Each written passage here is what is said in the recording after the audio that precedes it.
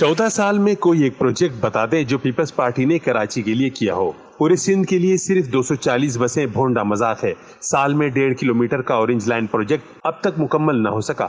इस वक्त कराची शदीद लोड शेडिंग की जद में है कि इलेक्ट्रिक माफिया सियासी जमातों का हिस्सा है।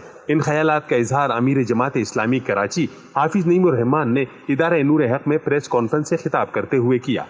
रहमतुल्लाह खान साहब के दौरे निजामत के बाद 17 साल में मिलकर 80 और जमा ये जो कह रहे हैं 130 पता नहीं कितनी 19 में से भी क्या दिया है इन्होंने 5000 अरब रुपए के सूबाई तरक्याती बजट में से अगर 6 अरब रुपए 2-3 अरब रुपए के ये बसें इन्होंने दे दिए तो ये हम पर एहसान करेंगे बिलावल भुट्टो साहब। इफ्तिताह करेंगे और कहेंगे कि हमने कराची के आवाम के ट्रांसपोर्ट के मसले को हल कर दिया।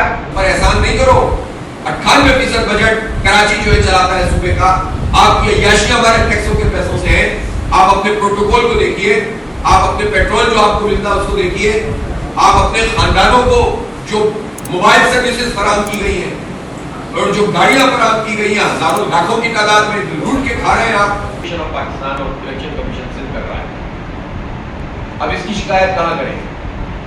इसका मतलब ये है कि आप वोटर को और जो उम्मीदवार हैं, जो पार्टियां हैं, उनको एक सियासी अमल से रोक रहे हैं।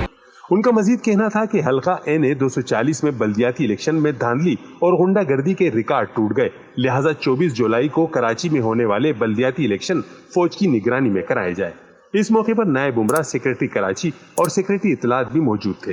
कैमरामैन रिजवान अली के साथ कमरुर रहमान, जसारत न्यूज, कराची।